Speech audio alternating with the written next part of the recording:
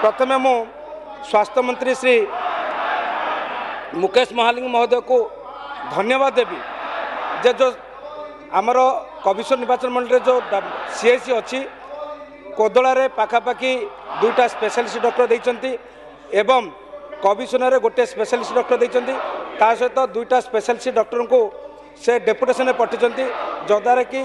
स्वास्थ्य सेवार किसी उन्नति घटी किंतु मु आउ गोटे कथा कहवाक चाहूँगी